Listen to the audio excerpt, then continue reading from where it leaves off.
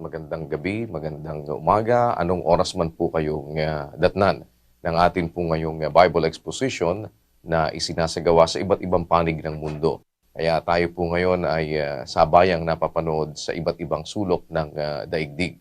At sa pagkakataong ito, ang mabibigyan po naman natin ng pansin ay ang ating mga kasama sa iba-ibang lugar ng ating venue. Diyan po sa Dubai, sa Taichung sa Taiwan, sa Cagayan Provincial Jail sa Daet Camarines Norte, sa Agusan del Norte sa Puerto Princesa City, Palawan.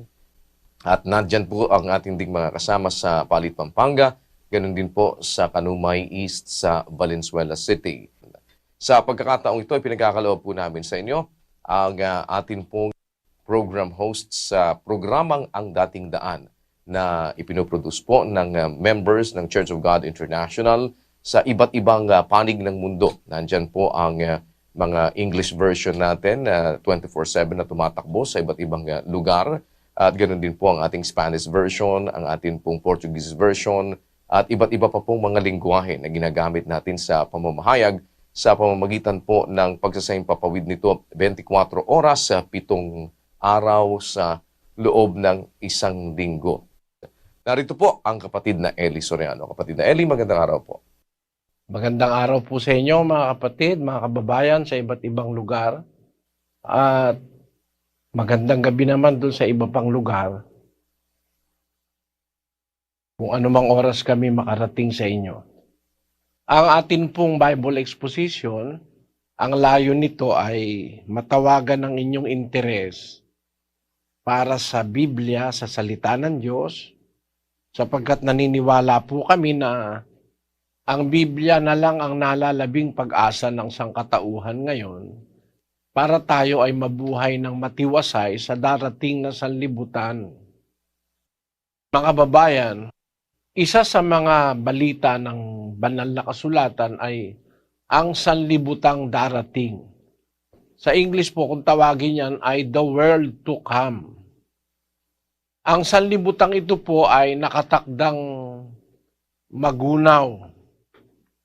Meron pong tinatawag na end of the world. Totoo po yan.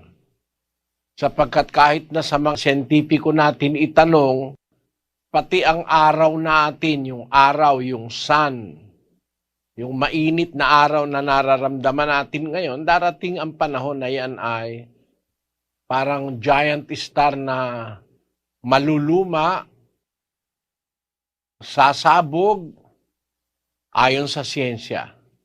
Pero ayon sa Biblia, may katapusan po talaga lahat yung nakikita natin. Kaya ang Diyos po ay naghanda ng isang sanlibutang darating. A new world to come. Basahin po natin ang isang talata ng kasulatan.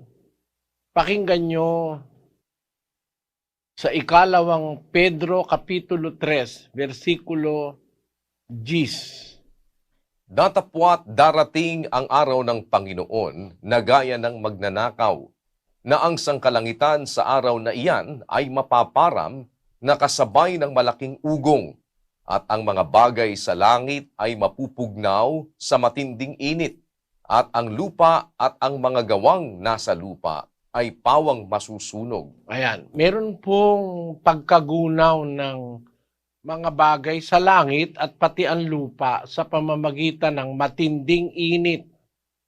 Mayroong apoy na pupugnaw sa lahat ng bagay na umiiral sa ating paningin.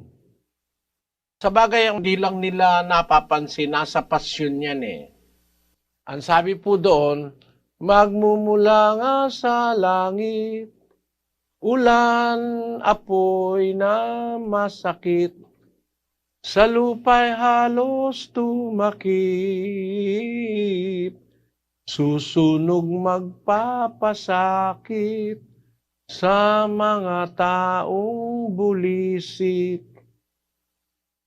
Tapos, ang toret mga palasyo, bahay sadyang edipisyo, mga kalakhan sa mundo, walang pagsalang totoo, magiging uling at abo.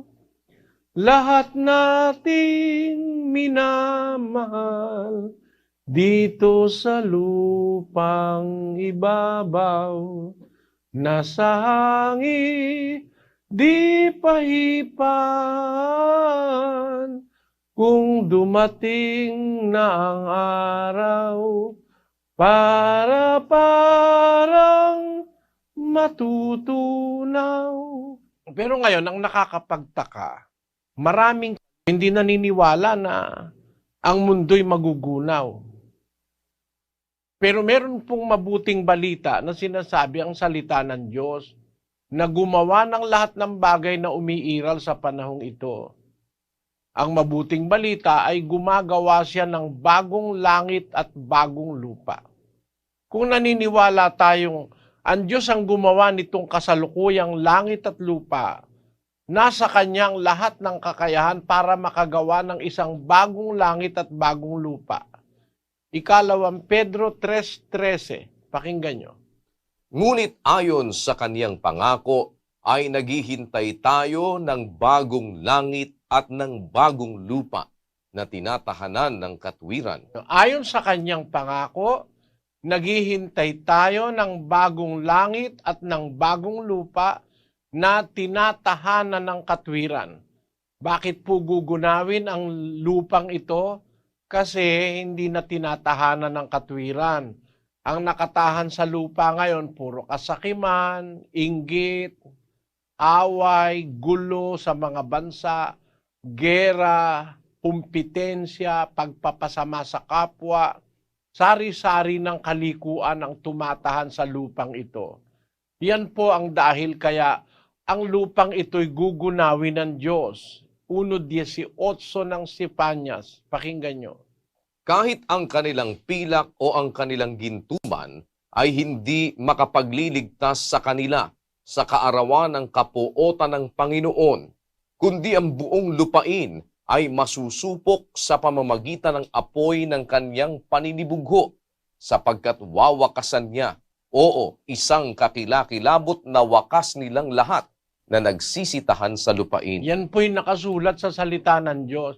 Sa buong Biblia, iniaanunsyo ng Diyos, ipinagpapauna ng Diyos na magkakaroon ng wakas ang lupang ito. Ngayon, para ito'y ihanda tayo mga kababayan, nangangako ang Diyos na isang Diyos na hindi maaaring magsinungaling, nangangako siya ng isang bagong langit at isang bagong lupa. Pero ang bagong langit at ang bagong lupa ay isang lugar na tinatahanan ng katwiran. Ang mga taong makakarating doon, yung mga taong marunong sumunod sa katwiran ng Diyos. Hindi yung mga taong walang katwiran.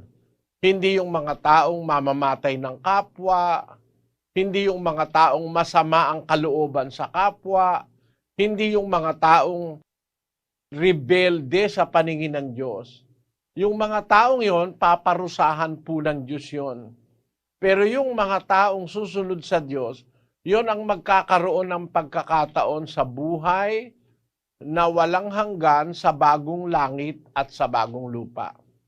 Yan po ang mensahe ng Biblia, mga kababayan, na mayroong katapusan, pero ang katapusan ay hindi katapusan. Ang katapusan po ay panibagong umpisa uli, sapagkat mag-uumpisa uli ang isang bagong langit at bagong lupa na lilikhain ng Diyos para sa mga taong susunod sa Kanya.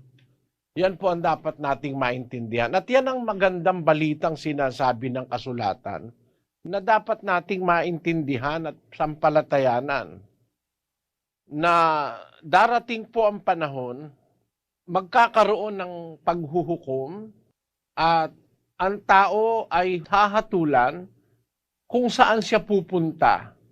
Pupunta ba siya sa bagong langit at bagong lupa? O pupunta ba siya dun sa parusa dahil sa kanyang nilapastangan ang mga katotohanan at salita ng Diyos? Darating po yan. Pakinggan ninyo sa 17:31 ng Gawa.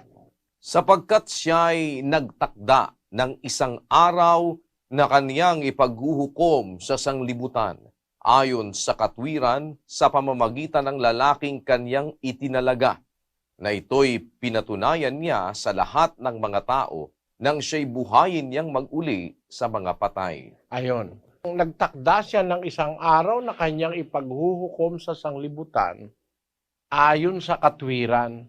Kaya po ang katwiran, mga kababayan, yan ang pinakamahalagang maintindihan natin kasi pagdating ng paghukom, ang ikaliligtas natin yung katwiran yung hustisya, yung katarungan, yung pagiging patas.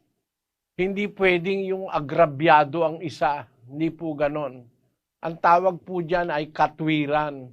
Katwiran ng anak, katwiran ng magulang, katwiran ng asawang lalaki at babae, katwiran ng kapitbahay. Yung katwiran na nagbibigay ng isang patas na treatment o pakikitungo sa bawat isa.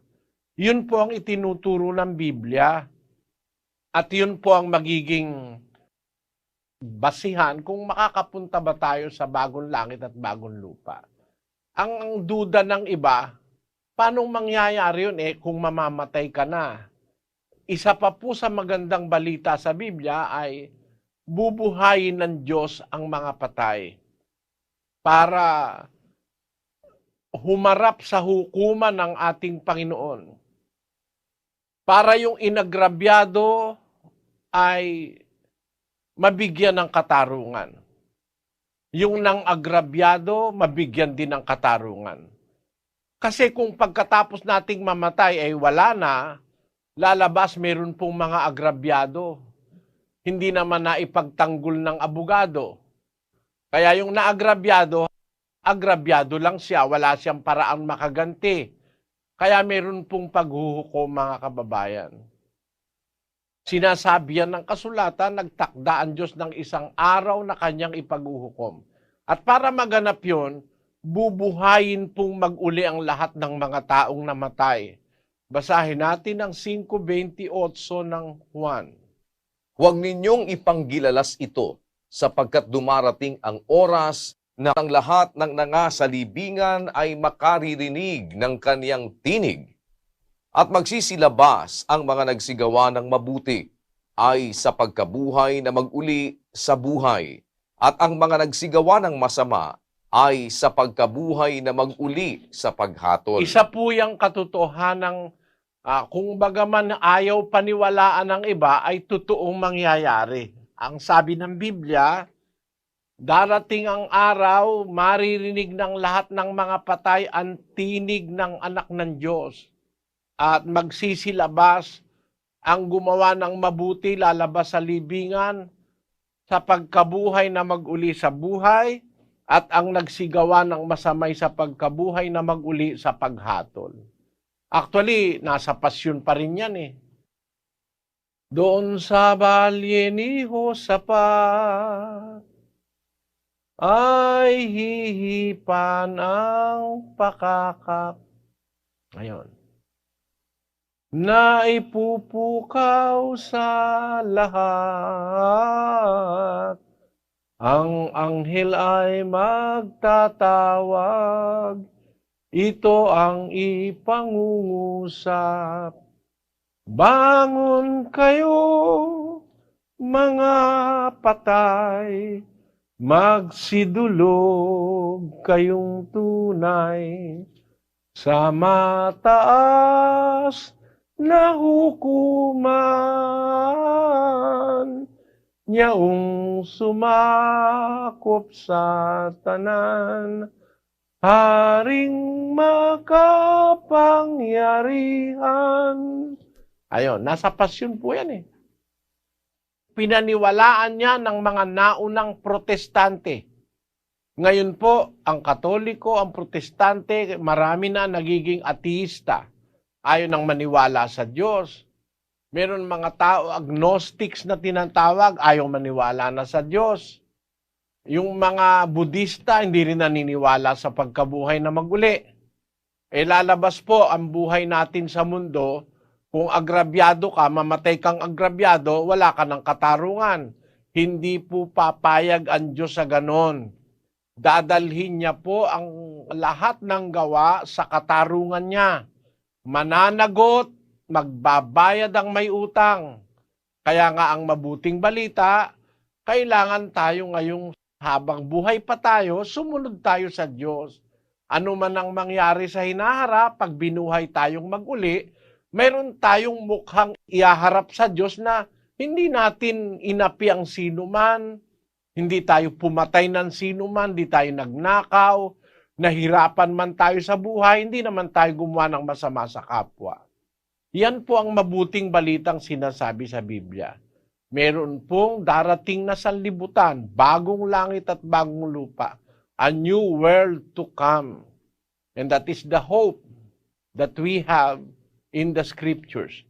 Yun po ang ating pag-asang nakasulat sa Biblia. Pakinggan nyo sa 15:4 ng Roma. Sapagkat ang anumang mga bagay na isinulat ng una ay nangasulat dahil sa ikatututo natin upang sa pamamagitan ng pagtitiis at pag-aliw ng mga kasulatan ay magkaroon tayo ng pag-asa. Napansin nyo, sa pamamagitan ng wika ng pagtitiis at ng pag-aliw ng mga kasulatan ay magkaroon tayo ng pag-asa.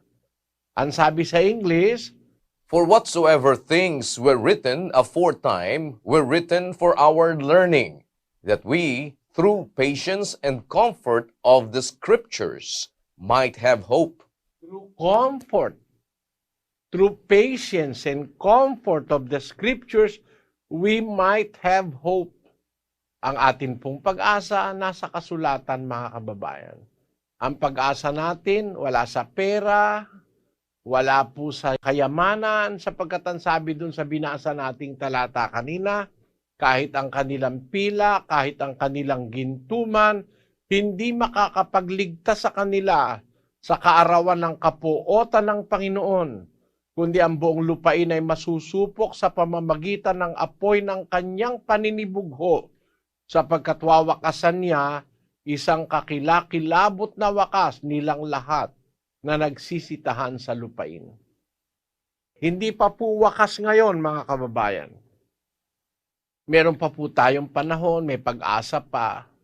Meron pa po tayong pagkakataon na ibinibigay ang Diyos para sumampalataya, maniwala, sumunod, gumawa ng mabuti, umibig sa kapwa, at maging tagasunod ng Panginoon.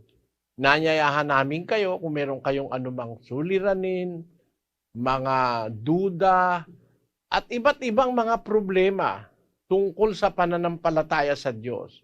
May kinalaman sa ating kaligtasan, nanyayahan namin kayo ngayon sa ating Bible exposition na itanong po ninyo ang anumang duda, anumang inyong laban ng loob, anuman ang inyong suliranin, may handa pong sagot ang Diyos sa Biblia, babasahin lang po namin.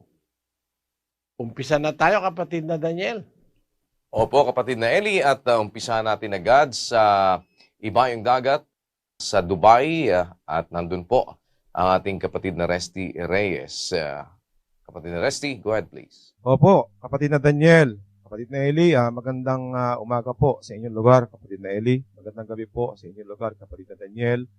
Salamat po sa Diyos. Isa po sa ating mga panauhin dito sa Dubai, si kapatid na Teresa Triveles ay magtatanong, 54 anyos, ang Katoliko. Sige po, kapatid. Magandang umaga po, Brother Eli. May tatanong lang po ako tungkol po sa...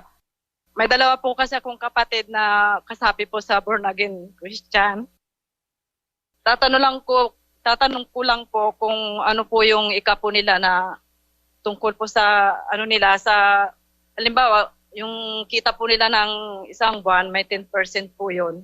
Tatanong ko lang po kung ano po kasi napansin ko po kasi dito na hindi naman po ganon. Kaya nagbibigay po sila ng buwan-buwan na 10% po sa kanilang kita. Tama po ba yun sa ano po Biblia, Father Eli? Alam mo po, kapatid na Teresa, hindi po utos yan sa panahon natin. Kaya lang meron po akong ibibigay sa inyong isang bagay na pag-iisipan ninyo, kapatid na Teresa. No? Kung halimbawa po sana tama yung sinasapian ng inyong mga kapatid, dalawa kanyo sila, kung tama yon at saka yun po ay mabuting samahan, ang aral ay totoo, okay na yun eh. Magbigay sila ng 10%. Kung maliligtas naman sila eh. Maliit lang pong bagay yung 10% pagka ikukumpara mo sa kaligtasan. Kasi ang kaligtasan po hindi naman po mabibili yan ng pera. Kung talagang utos ng Diyos yung 10% para sa kanila at tama naman yung samahan nila, okay lang po sana yun eh. Kaya lang hindi po okay kasi ang mga relihiyon po ngayon, ginagawa nilang negosyo ang relihiyon para magpayaman sa kanilang sarili. Hindi naman po nila ginagamit yan sa bagay ng Diyos eh. Ang ibig ko lang sabihin mga kapatid dito sa puntong ito, ang mga nagre-relihiyon ngayon, ginamit po ang relihiyon para magpayaman. Yun ang katuparan nung sinasabi sa 2 Korinto 2:17, kapatid na Daniel. Sapagkat hindi kami gaya ng karamihan na kinakalakal ang salita ng Diyos, kundi sa pagtatapat at gaya ng mula sa Diyos, sa harapan ng Diyos ay nagsasalita kami para kay Kristo. Kita nyo, kinakalakal ang salita ng Diyos. Doon sa Bisaya, sa Cebuano, nakalagay kay kami, dili ingon sa daghan, nga nanapi lamang pinaagi sa pulong sa Diyos. Kundi liingon nga mga maminatudon, kundi liingon nga gikan sa Diyos, sa atubangan sa Diyos, nagasulti kami tungod kang Kristo. Sa Kapampangan ng sabi riyan, ulingi kami pinanti karing dakal, gagawan ding kalakaling amano na ning Diyos. Ginagawa nilang kalakal o negosyo ang salita ng Diyos. Yun din ang nasa nasa Kastila ginagawang negosyo. Sa 2 Korinto 2:17 sa Biblia Antigua, kapatid na Daniel. Pues no somos como muchos que comercian con la palabra de Dios, sino que con sinceridad, como de parte de Dios y delante de Dios, hablamos en Cristo. No somos como muchos que comercian con la palabra de Dios. May mga tao ginagawang komersyo, kalakal ang salita ng Diyos. Kaya ginawa nila may 10% Bukod po sa 10%, meron pa po silang offering.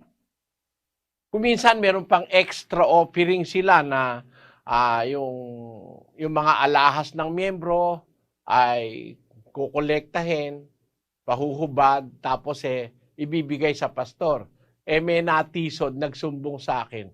Biro mo ikaw, Brother Eli, yung aking alahas na malaking bato, binigay ko dun sa pastor namin para akala ko ikaw gagamitin sa gawain.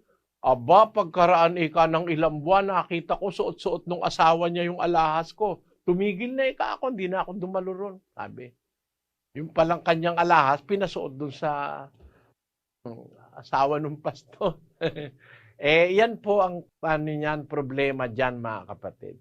Pero kung halimbawa, totoo yung relihiyon, gaya sa Israel, totoo naman yung mga Israelita, yung naglilingkod sa Diyos nung araw sa panahon ni Moises, meron talaga silang ikapunoon. Hindi naman masama yun, tulungan nila yung kanilang leader na si Moises. Basahin natin ang 7:5 ng Hebreo. At katotohanan, ang mga sa anak ni Levi na nagsisitanggap ng katungkulang saserdote ay mayroong utos na kumuha ng 10% bahagi sa bayan ayon sa kautusan, sa makatwid ay sa kanilang mga kapatid, bagamat ang mga ito ay nagsilabas sa mga balakang ni Abraham. Ayon, ang mga anak ni Levi na saserdote ay mayroong utos na kumuha ng 10% bahagi sa bayan ayon sa kautusan. Ayon ang sabi ng kasulatan. So talagang nagbibigay sila ng 10%. Yung utos na yon na magbigay ng 10%, inutos yon sa mga saserdotes Levitas. Ayan ang sabi ng kasulatan, mga kababayan. At yung utos na yan, para sa mga Israelita yan. Hindi para sa ating panahon yan. Bakit? Basahin natin sa 7:12 kapatid na Daniel ng Ebreo pa rin. Sapagkat nang palitan ang pagkasaserdote, ay kinailangang palitan naman ang kautusan. Kaya, nang palitan ng wika ang pagkasaserdote, kinailangang palitan naman ng kautusan. Kaya nang palitan yung pagkasaserdotes libitas ng mga Israelita, pagdating ni Kristo, pinalitan ng kautusan. Eh ano ang kautusan ngayon? Yun po ang napansin mo, kapatid, na Teresa, diyan sa amin. Ang ginaganap namin yung kapalit na kautusan, kapalit nung ikapo o nung 10%. Alin ba yun? Kasi iba na ngayon ang batas, hindi na yung kagaya ng panahon ni Moises. Sa panahong Kristiyano na tayo ngayon. Ano ang batas ni Kristo? Pakinggan nyo sa 2 Korinto 9:7. Magbigay ang bawat isa ayon sa ipinasya ng kaniyang puso, huwag mabigat sa loob o dahil sa pinipilit, sapagkat iniibig ng Diyos ang nagbibigay na masaya. Ayon, ang batas po ngayon, kapatid na Teresa, magbigay bawat isa ayon sa pasya ng kanyang puso. Kung ano po yung ipinasya nung nagbibigay, walang fixed price. Kung ano yung maligayang ipagkaloob mo galing sa iyong mabuting kalooban, yun ang batas ngayon ni Kristo.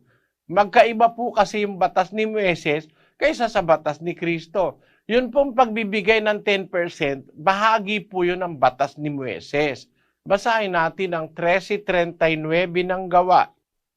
At sa pamamagitan niya, ang bawat nananampalataya ay inaaring ganap sa lahat ng mga bagay, na sa mga ito'y hindi kayo aariing ganap sa pamamagitan ng kautusan ni Moises. Ayon, sa pamamagitan ni Kristo sa ating panahon, pagka sumampalataya ka, inaari kang ganap sa lahat ng bagay. You are justified. In which you cannot be justified by the law of Moses. Yung law of Moses ngayon, hindi na yun ang umiiral. Kaya you will not attain justification under the law of Moses in the Christian dispensation. We will only be justified by believing and following the teachings of the Lord Jesus Christ. Hindi na po yung batas ni Moises. Kaya hindi na yung ikapo ang aming itinuturo, kapatid na Teresa. Ang kapatid dito nagbibigay ayon sa pasya ng kanyang puso. Yung maligaya niyang ibigay sapagkat iniibig ng Diyos ang nagbibigay na masaya.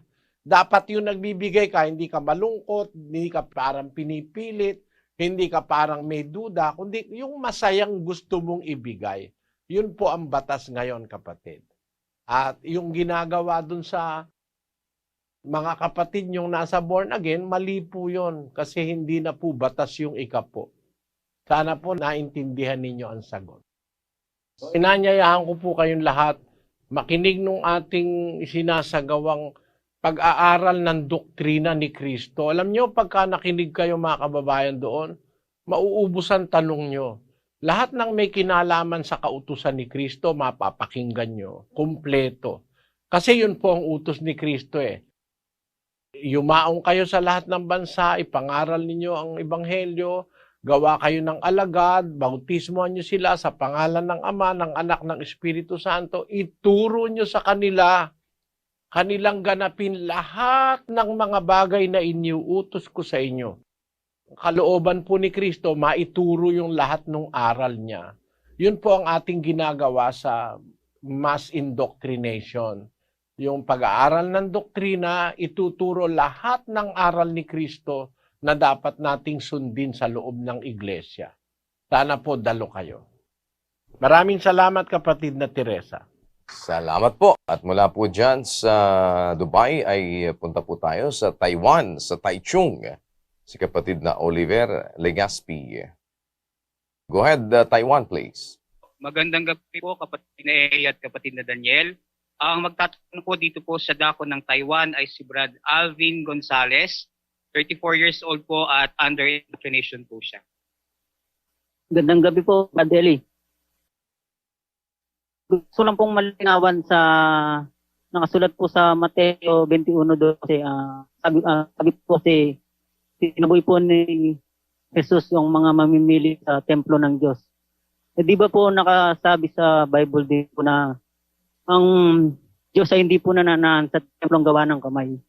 Tama yung observation mo, kapatid na Alvin. Ang aral na sinasabi mo, yung tinuro ni San Pablo, siguro mga 34 na taon pagkatapos na mangyari ang ginawa ni Kristo, ay nagturo si Pablo ng ganito sa 17:24 ng Gawa. Ang Diyos na gumawa ng sanlibutan at ng lahat ng mga bagay na naririto, siya, palibhasay Panginoon ng langit at ng lupa, ay hindi tumatahan sa mga templong ginawa ng mga kamay. Ayon. Iyon ay isang spiritual fact. Isang fact, spiritual truth, na ang Diyos na gumawa ng buong sanlibutan, napakalawak ng sanlibutan, ng universo, patitirahin mo ba siya ngayon dun sa ginawa lang ng kamay mo? Makakagawa naman siya ng kanyang titirahan. Kasi yung Diyos nakakagawa ng buong sanlibutan, ng napakalawak na universo. Tapos papatirahin mo dun sa ginawa lang ng kamay ng tao. Yung ginawa ng kamay ng tao, batot simento lang naman yon. Kaya ang sabi ni Pablo, yung katotohanan talaga, hindi tumatahan ng Diyos doon. Kasi sabi sa Biblia, yun daw butike, kahit sa bahay ng hari, nakakatira yung butike. Bibigla ka na lang, wala namang nagdala ng butike, tapos meron ka na makikitang butike. Nagdaan ako dun sa Hampton Palace, ayun. Nakakita akong butike. Sabi ko talagang tama yun sa Biblia, no? Meron kasi talagang kahit bahay ng hari, pinupuntahan ng butike. Ibig sabihin, yun ang nakatira dyan. Pero ang Diyos, hindi nakatira dyan. Kasi yung ginawa ni Solomon na templo sa Israel nung araw, ay tinatawag ni Solomon na bahay ng Diyos. Pero ang sabi ng Diyos, yung kanyang bahay, tatawaging bahay panalanginan. Hindi bahay ng Diyos talaga, kundi tawagin man ni Solomon na bahay ng Diyos yon, pero hindi naman nakatira ang Diyos doon. Kaya tatawagin yung bahay panalanginan. 56:7 ni Isaias. Pakinggan nyo. Sila ay dadalhin ko sa aking banal na bundok at papagkakatuwain ko sila sa aking bahay na dalanginan.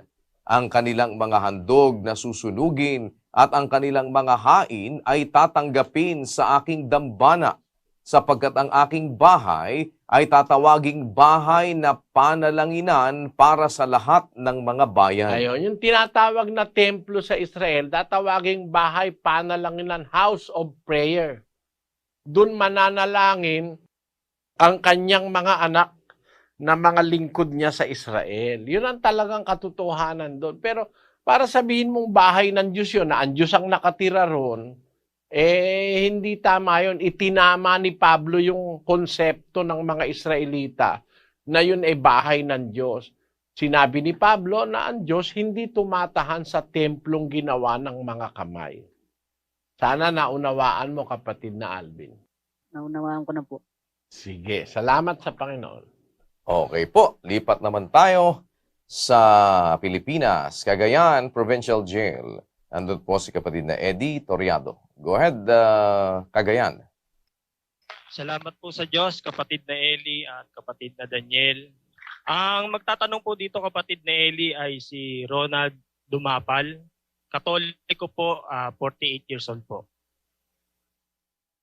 Magandang gabi po, Brother Eli. Tanong ko lang po, kung ang isang tao na humingi na ng kapatawaran sa kanyang mga kasalanan at nagpabautismo na at pagkatapos nagkasala ulit, hindi na ba siya papatawarin ng Diyos Ama? At ang pangalawa, sige po. Ano po yung bautismo para mapatawad ang ating mga kasalanan? Hindi ba tayo patawarin ng Diyos Ama sa ating mga kasalanan kung hindi tayo magpabautismo? Una-una, kapatid, yung bautismo kasi, yun po'y paglilinis ng kasalanan.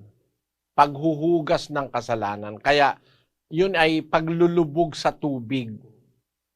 Yung tubig na paglulubugan, hindi basta tubig, kundi tubig kung saan mayroong kalakip na kapangyarihan ng salita ng Diyos. Sa 5:26 ng Efeso, ganito po ang nakasulat. Upang kanyang pakabanalin ito na nilinis sa pamamagitan ng paghuhugas ng tubig na may salita. Hindi po basta tubig lang yon. Kalaki po dun yung salita ng Diyos. Yung kapangyarihan ng salita ng Diyos, lalakip dun sa tubig para yung tubig ay magkaroon ng kapangyarihan o power na makapaglinis ng kasalanan ng tao. 22:16 ng Gawa. At ngayon, bakit ka tumitigil? Magtindig ka at ikaw ay magbautismo at hugasan mo ang iyong mga kasalanan na tumatawag sa kanyang pangalan. Ayon. Yung tanong mo, kapatid, hindi ba mapapatawad ng Diyos ang tao na walang bautismo? Mapapatawad, kapatid. Kahit walang bautismo, mapapatawad ng Diyos ang tao. Kaya niyang magawa yun. Ang katunayan, napatawad niya yung magnanakaw dun sa krus eh. Wala namang bautismo ron. Pero alam mo, kapatid na Ronald, ang dapat mong maintindihan, ang Diyos naglalagay ng batas. Yung batas ng Diyos, kung sumasampalataya ka, dapat mong sundin. Huwag mong isipin yung labag o yung kabaligtaran ng batas.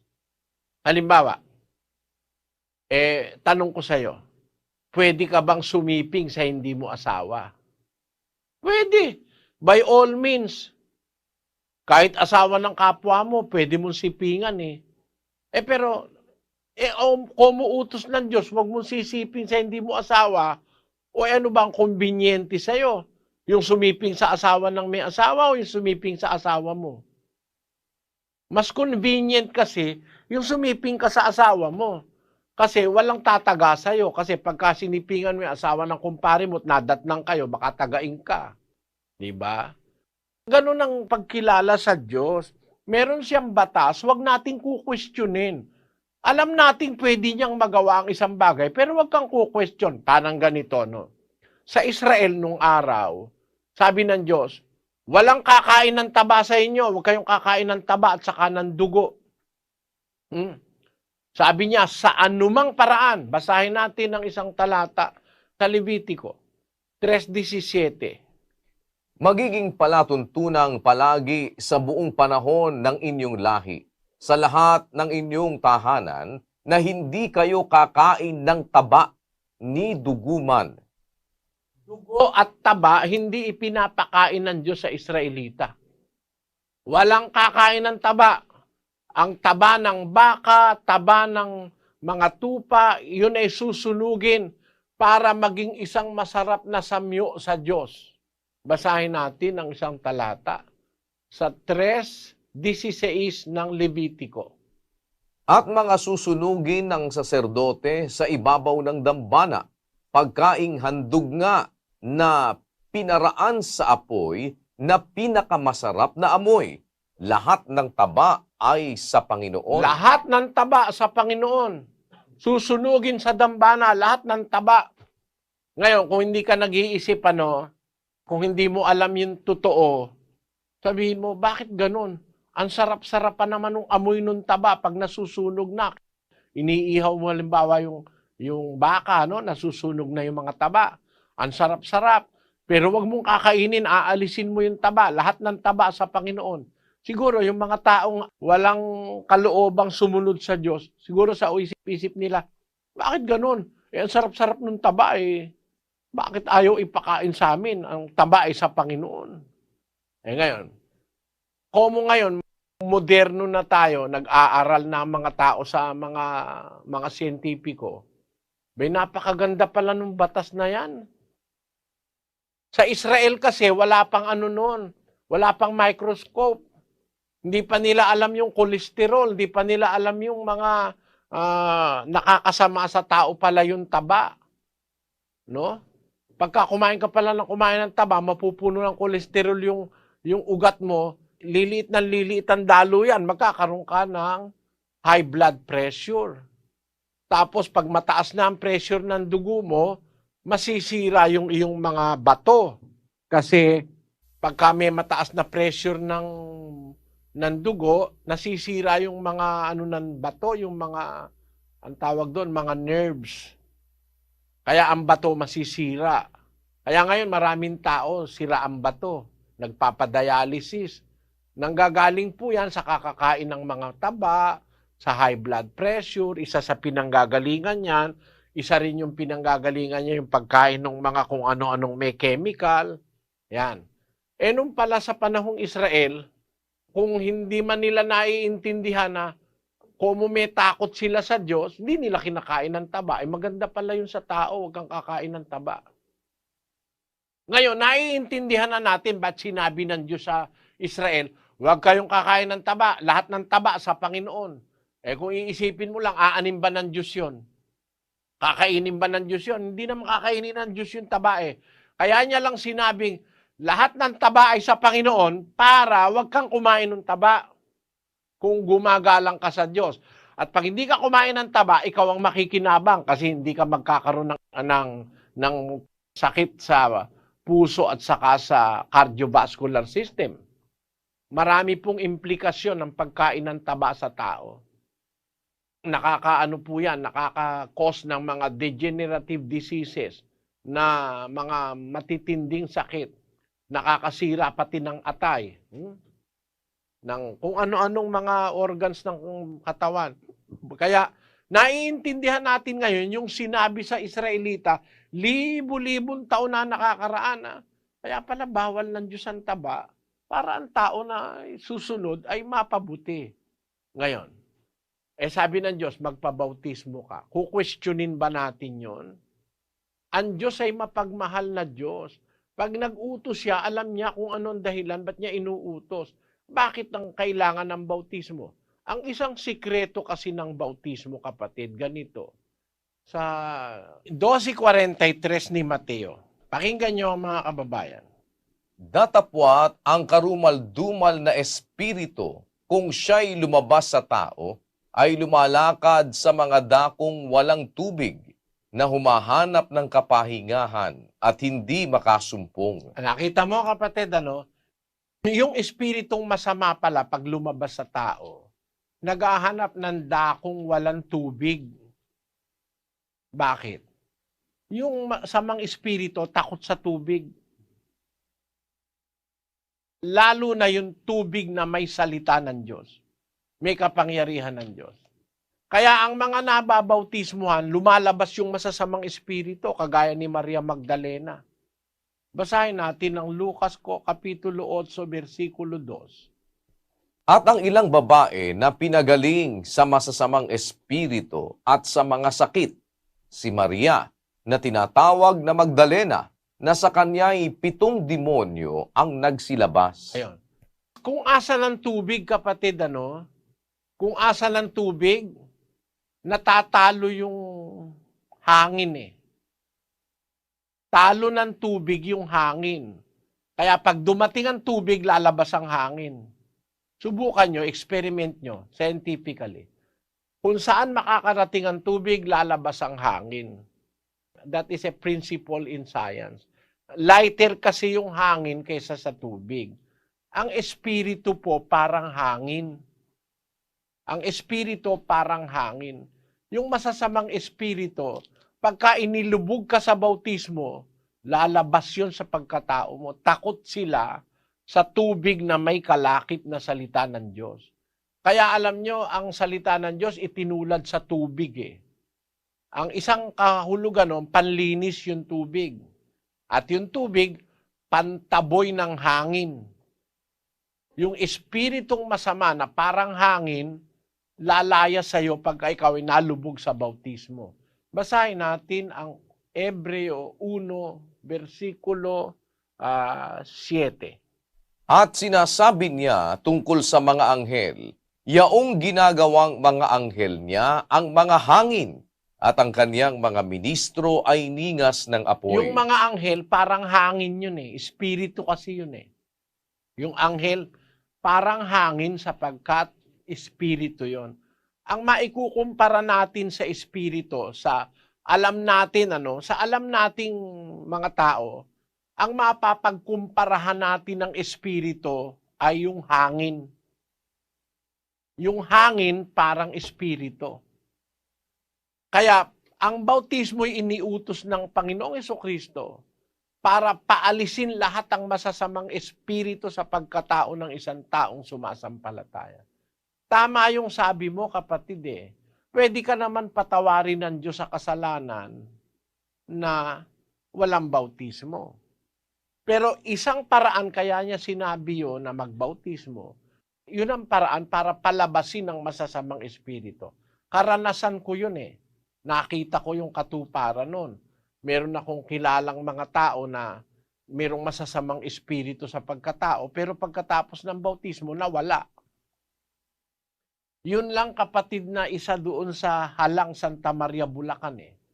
Yung tao na yon, isasaksak yung karayom sa kanyang braso, may sinulid. Yung karayom. Tapos huhugutin niya kasama sinulid. Tignan mo, wala naman sugat. Hindi siya nasasaktan. Kasi meron siyang masamang espiritu sa katawan. Nakakagawa siya ng parang magic. Meron pang isang babae doon sa Magalang, Pampanga, ang kapatid na Karning, ayan o, ayan. Yan, yung babae na yan, 6 na lalaki may hawak, hindi mapigilan eh. Kasi may masamang espiritu siya sa katawan. Pero nung mabautismohan siya, nawala. Gumanda ang kanyang kalagayan, naging mabait na tao. Kaya isa sa dahilan kung bakit binabautismuhan, para palayasin yung masasamang espiritu sa pagkatao ng isang tao, kapatid. Sana naunawaan mo yun, ano? Kasi sinabi ng Panginoong Jesus, pagka yung isang masamang espiritu umalis na sa tao, nag-ahanap yun ng dakong walang tubig. Kasi takot nga siya sa tubig, lalo na yung tubig ng bautismo. Parang ganun ang hangin, na pagka na-penetrate ng tubig, lumalayas yung hangin. Ang espiritu kasi parang hangin. Ngayon, doon sa isang tanong mo, kung nagpabautismo ka na, napatawad na ang kasalanan mo, kung magkasala ka uli, ay papatawarin ka pa ba? Kung ang kasalanan ay bunga ng hindi mo naman sinasadya, hindi mo naman pinaplano, hindi mo naman iniinteres. Kasi maraming dahilan kung ba't ang tao nagkakasala. Minsan, nagutom siya, wala siyang makain, nakapagnakaw siya. Minsan, ay natukso siya dahil mahina yung kanyang laman, nagkasala siya uli. Ang sabi ng Panginoon ganito, sa 2:1 ng unang Juan. Mumunti kong mga anak, ang mga bagay na ito ay sinusulat ko sa inyo upang kayo'y huwag magkasala. At kung ang sino man ay magkasala, ay may tagapamagitan tayo sa Ama, si Hesukristo ang matuwid. Ayon. Pagka nabautismohan ka na, nasakop ka na ng batas ni Kristo, meron ka ng tagapamagitan. Kumbaga, magkasala ka man, meron tagapamagitan na tumutubos, umaako ng iyong kasalanan. Ayun, ang pagkakaiba ng nabautismuhan sa hindi nababautismuhan. Pagka nabautismuhan ka na, nasasakop ka na ng pagtubos ni Kristo. Magkasala ka man uli nang hindi mo naman sinasadya, mga natukso ka, dala ng kahinaan ng laman mo, napapatawad pa yun ng Diyos. Naunawaan mo sana, kapatid na Ronald.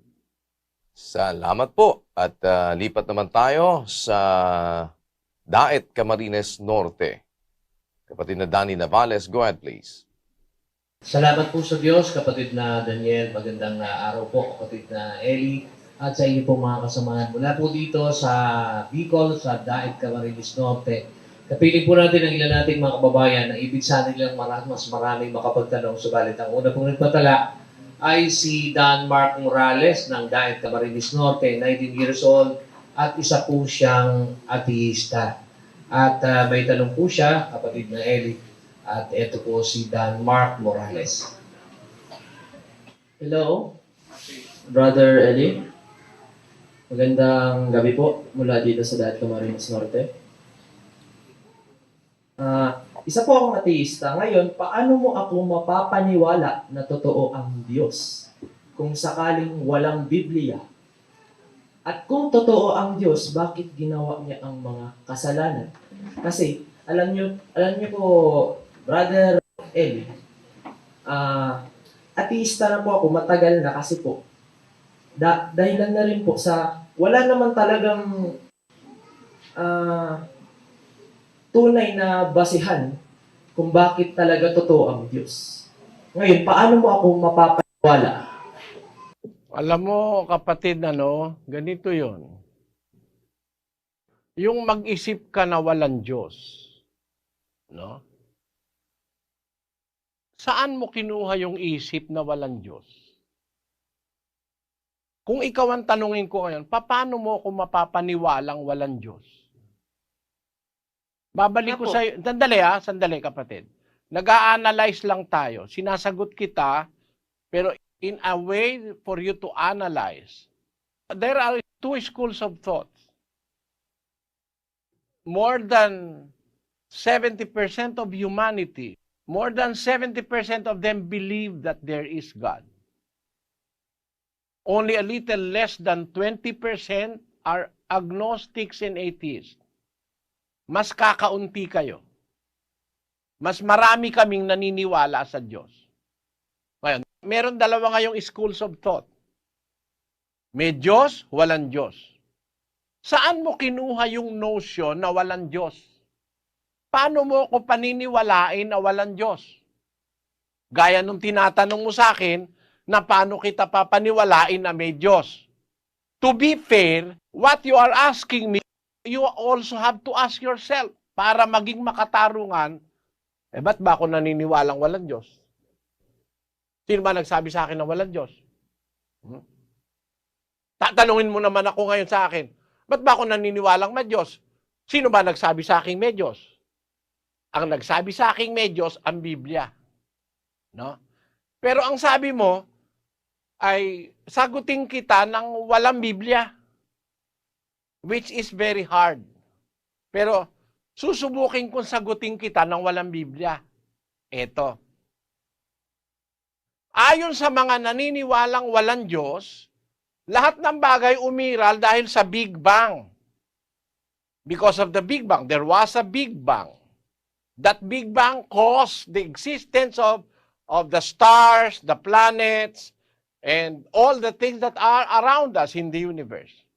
And gradually, all these things produced one-celled plants and animals, which is a wrong deduction. How can inorganic matters produce organic matters? There is no explanation in science that will prove that inorganic matters such as soil, elements like water, fire, and everything that exists, that we know now, have the power to produce organic matters, living matters. I have seen a stone from my childhood, a rock, which is up to now is a rock. It has no capacity to make itself live or exist para magkaroon ng buhay. Yung rock, 20 million years ago is up to now a rock. Kaya sa inyong paniniwalang mga ateista, walang link kung paano nagkaroon ng living things. Kasi, paniwala nyo, nag-umpisa sa Big Bang. Ay ano ba yun? Nag-Big Bang na sumabog. Yun daw yung mga stars, nag-form ng stars, etc. Lahat yan ay mga inorganic matters yan eh. Non-living organisms yan, kung tawagin eh. Paano nagkaroon ng buhay? Nag-umpisa raw sa one-celled plants and animals. Kaya ang mga ateista, mga descendants ng amoeba, lahat ng undesirable na mga bagay, yung mga bacteria, diyan ang galing ang mga ateista eh. Kung papaniwalaan mo sila, diyan sila nang galing. Wala silang capacity to think kasi yung amoeba walang capacity to think yun eh. Yung mga one-celled plants and animals eh. Ang nangyari, sumunod, nagkaroon ng evolution, which is a product of chance. Parang pagkakataon. Survival of the fittest and the elimination of the unfit. Yan ang formulation na ginawa nila. Yung natural selection, survival of the fittest, elimination of the unfit, pagkatapos ay yung sinasabi nilang cause and effect sa environment. Yun ang nagmolde para nagkaroon ng tao na ateista ngayon. Ngayon, kung pag-aaralan natin yan, kapatid, walang base yan eh. The Big Bang cannot be true. Ang definition kasi ng mga scientists sa Big Bang, pakibasa mo nga, Sis Luz. Ito po, the Big Bang Theory. The Big Bang Theory has been accepted by a majority of scientists today. It theorizes that a large quantity of nothing decided to pack tightly together and then explode outward into hydrogen and helium. This gas is said to have flowed outward through frictionless space. Frictionless, so the outflowing gas cannot stop or slow down to eventually form stars, galaxies, planets, and moons. Yan ang paniniwala ng ateista, Big Bang. It's a theory that a large quantity of nothing decided to pack tightly together and then explode outward into hydrogen and helium. Is that scientific? No. That is anti-scientific. Why? How can a large quantity of nothing, how can you quantify nothing? Even their explanation of the Big Bang Theory is not sensible. It is inane. It is insane. How can you quantify nothing? A large quantity of nothing decided to pack tightly together? Where will the decision come from? From the nothing? Then, again, after deciding to pack tightly together, they decided again to explode. To do things which are directly opposite one another. How can this theory be true? Nothing can decide for themselves to do two things directly opposite, to pack together and to explode, for the stars to be there and the galaxies to be there. People with scientific mind will not believe the Big Bang Theory. It is just like saying that it is an accident. Big Bang Theory is just like an accident. And how can an accident produce things which are very, very orderly? Let us use observatory science. Mag-observe ka ngayon, kapatid. Can accident produce things that seemingly are planned to exist? Planned to exist. Why? Makikita mo yung relationship ng all living things. Plants support animal life. Animal life support plant life. There is an exchange of benefits between the two kingdoms, the animal kingdom and the plant kingdom. The plant kingdom uses carbon dioxide to produce its food and to grow.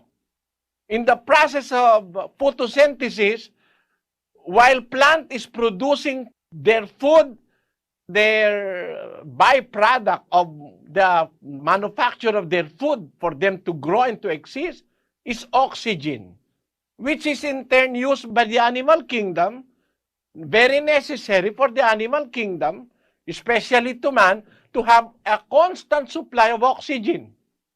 And that oxygen will later on, after being used by humans and animals, will be turned into carbon dioxide, which is needed by the other part of the kingdom, the animal and the plant kingdom.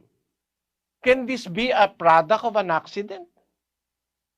Or can this be an intent of somebody who created everything to exist?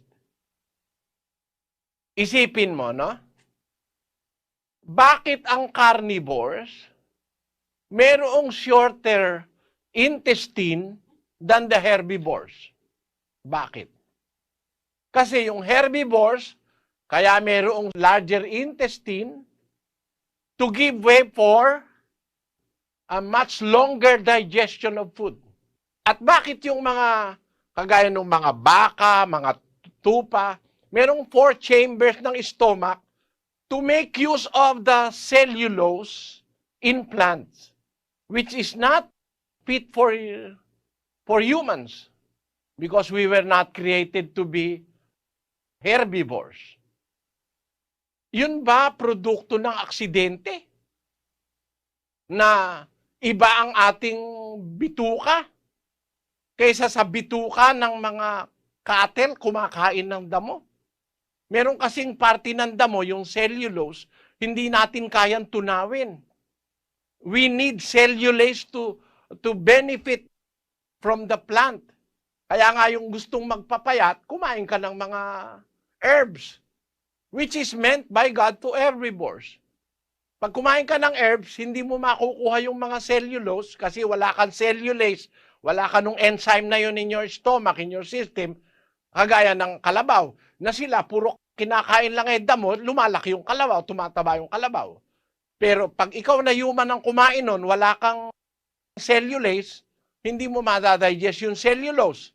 Kaya ikaw, pagka kumain ka ng puro herb, hindi ka tataba. Kaya yung mga gusto maging slim, nagkakakain ng gulay.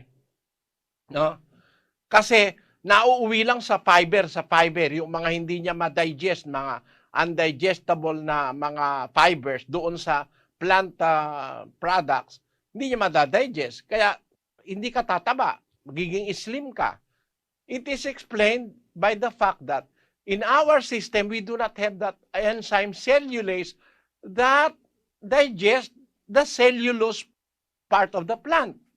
Meaning we are different being from cattle, from goats, and from those herbivores. Sapagkat tayo ginawa ng Diyos na frugivores.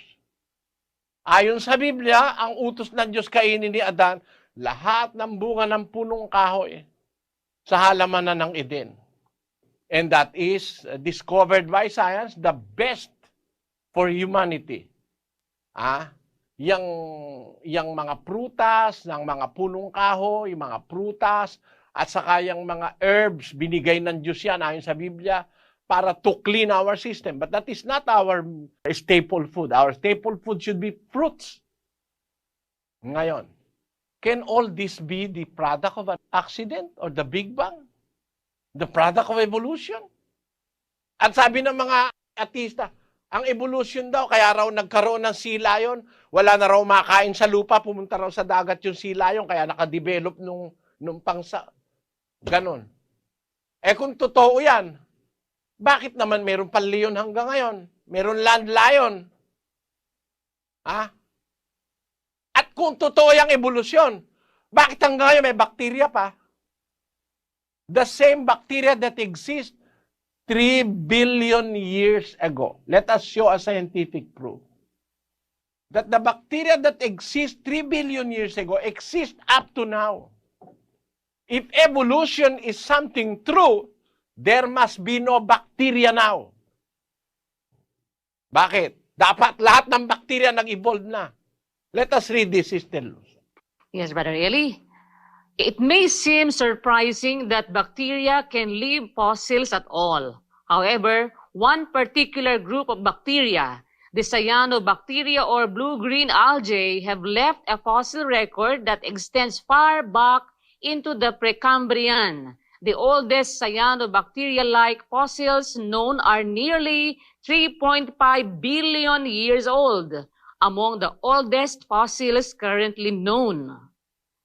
Cyanobacteria are larger than most bacteria and may secrete a thick cell wall. More importantly, cyanobacteria may form large layered structures called stromatolites, if more or less dome-shaped, or oncolites, if round. These structures form as a mat of cyanobacteria grows in an aquatic environment, trapping sediment and sometimes secreting calcium carbonate. When sectioned very thinly, fossil stromatolites may be found to contain exquisitely preserved fossil cyanobacteria and algae. The picture above is a short chain of cyanobacterial cells from the Bitter Springs Shirt of northern Australia, about 1 billion years old. Very similar cyanobacteria are alive today. In fact, most fossil cyanobacteria can almost be referred to living genera. Compare this fossil cyanobacterium with this picture of the living Cyanobacterium oscillatoria.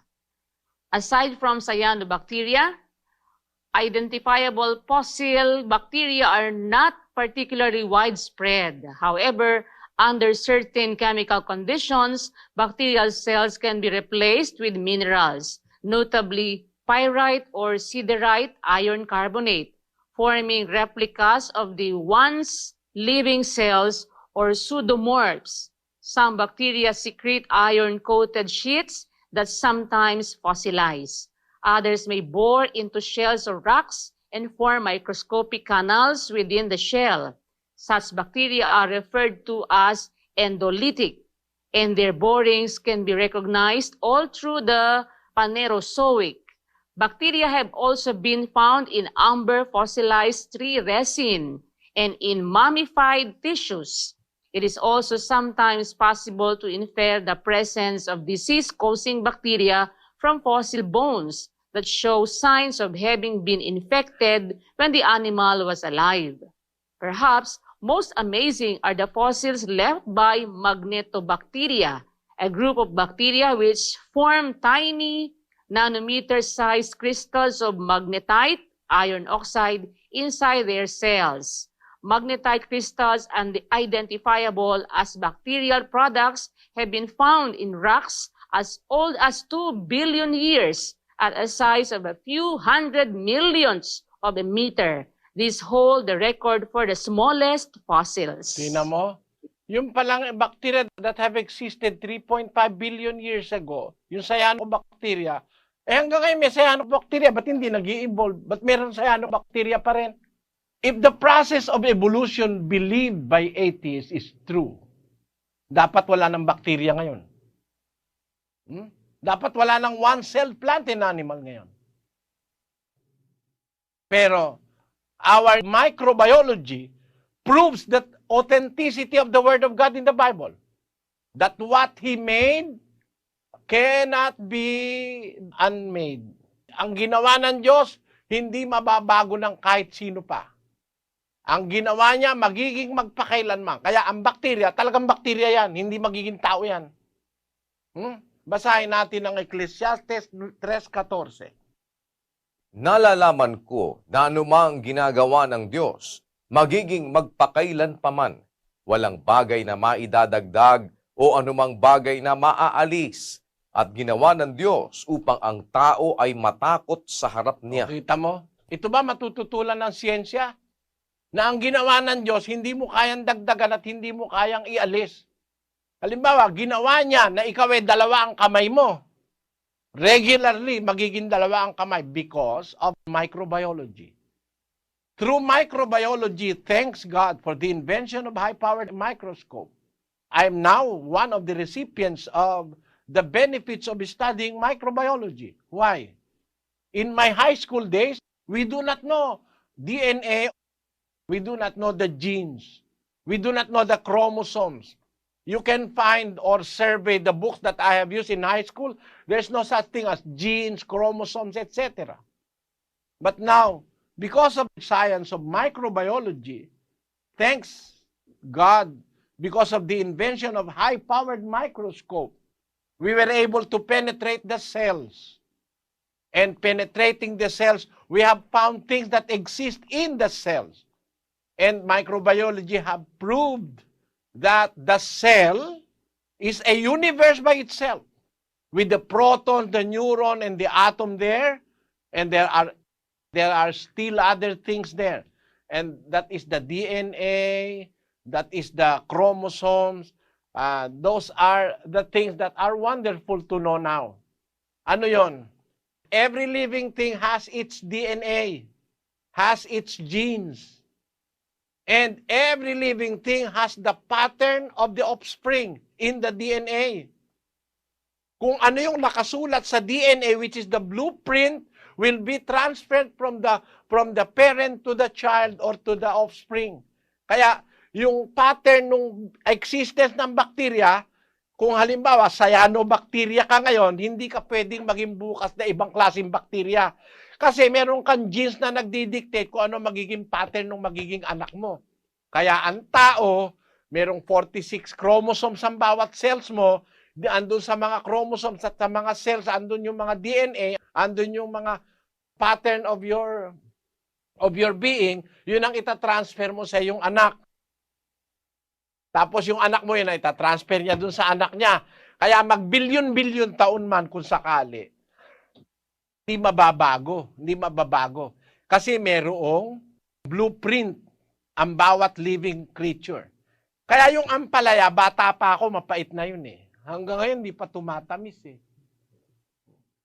Kahit lahat ng tao sabihin, mag-evolve ka, maging matamis ka, hindi tatamis yun. Talagang it was intended by God na mapait. At yung sili naman, maanghang yon. Pagka ang sili nag-evolve, malulungkot ang mga taga Bicol. Mawawalan sila ng panlagay sa ginataan nila. Sa Bicol Express. It was meant by God to produce that substance which we called hot, yung mga sili, habang panahon sili yan. Hindi po pwedeng hindi sili yan. Dahil nakalagay sa kanyang DNA, sa genes niya, yung kanyang isusunod na lahi.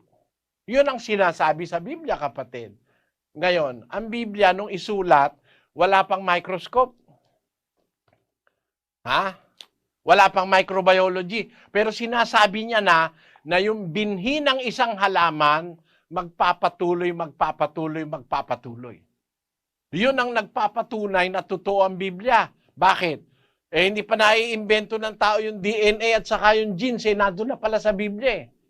Na yung binhi, ang kahulugan pala ng binhi, what the mother plant look like and taste like will be the taste and the look like of the next generation of plant until the end.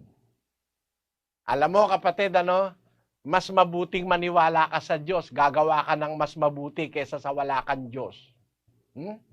Pag naniniwala ka sa Diyos, hindi ka magnanakaw. Hindi ka mang-aagaw ng asawa ng may asawa. Gagalang mo ang tatay mo at nanay mo. Kasi sabi ng Diyos yun, igalang mo ang iyong ama at ang iyong ina. Igalang mo ang iyong mga magulang. Yung tiyuhin mo, yung tiyahin mo. Pag sinabi mo walang Diyos, huwag ka nang gumalang sa magulang mo. Kasi yung ideya na yung galang sa Diyos yun eh. Yung sinabing, huwag kang papatay, gagawa ka ng mabuti sa kapwa, galing sa Diyos yun eh. Nasa Biblia yun. Ngayon, para sabihin mo sa akin, alisin ko ang Biblia para patunayan kong may Diyos, kaya kong patunayang may Diyos. There is an intelligent designer of life. Everything that exists now came from an intelligent designer. Everything that exists was meant to exist the way it must exist.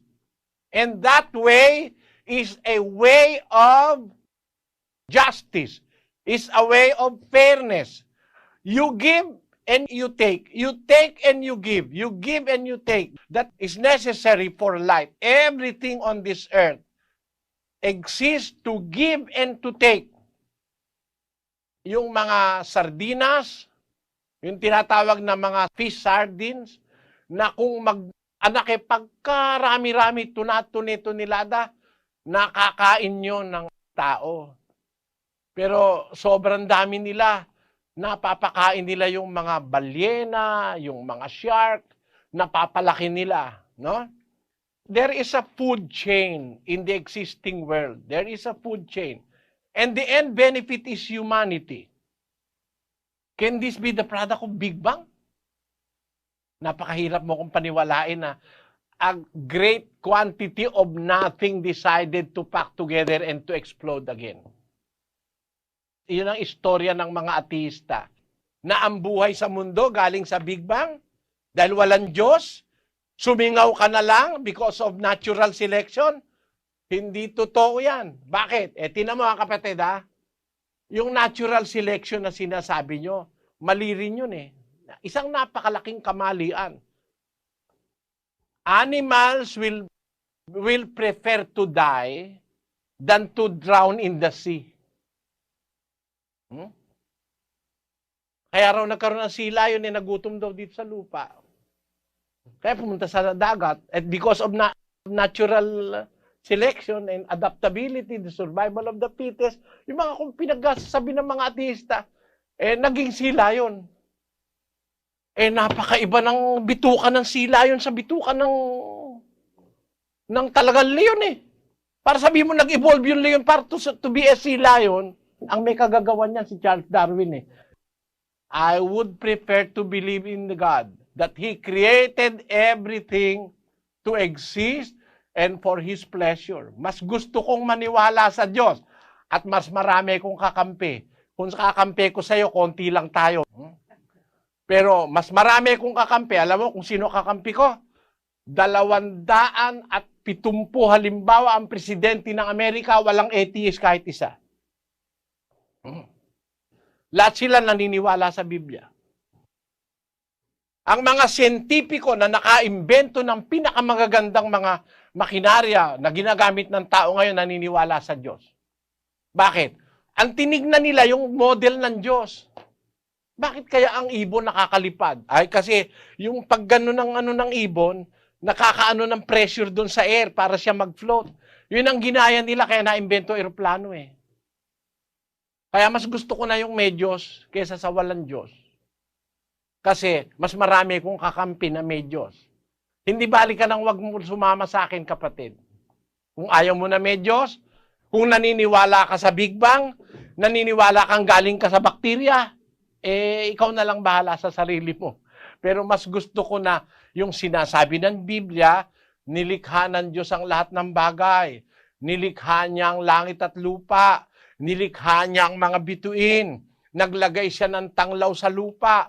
Yung pang-araw at panggabi, yung buwan ng panggabi, pang-araw ay ang araw o sun. Tapos sinasabi sa Biblia, nagpatubo siya ng mga halaman. Nung tumubo na mga halaman, gumawa siya ng mga hayop.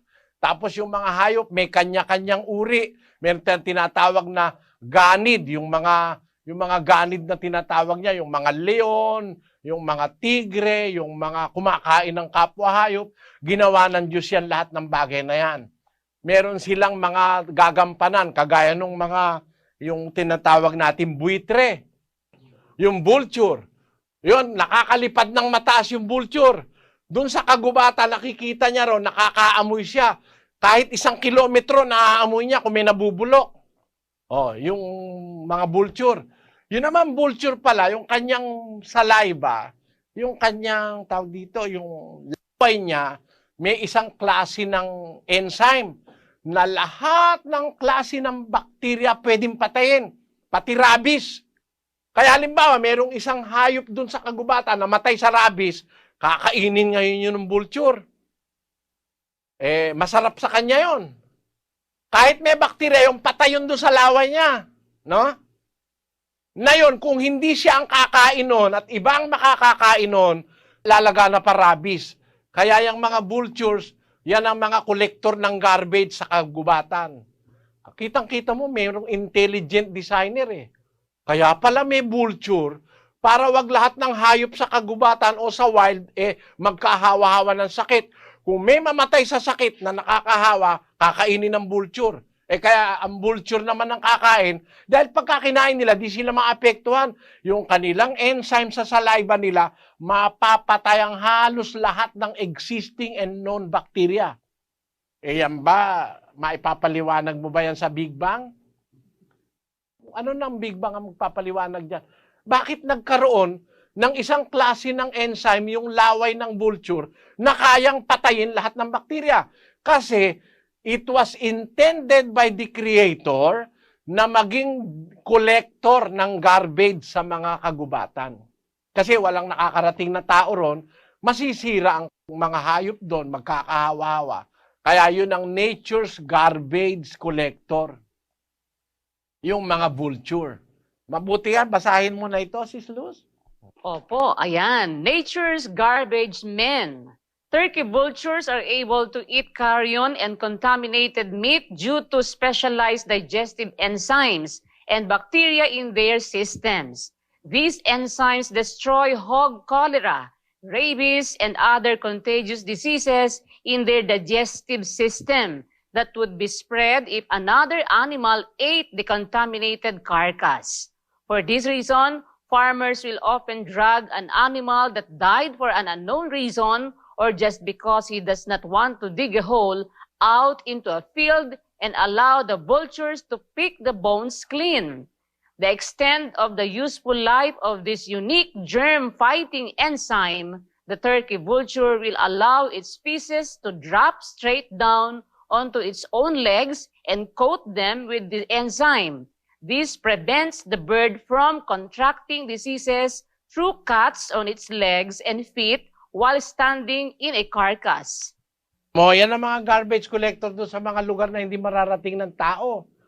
Kasi may namatay ng, kagaya ng tinatawag nilang masamang sakit ng baka, anthrax.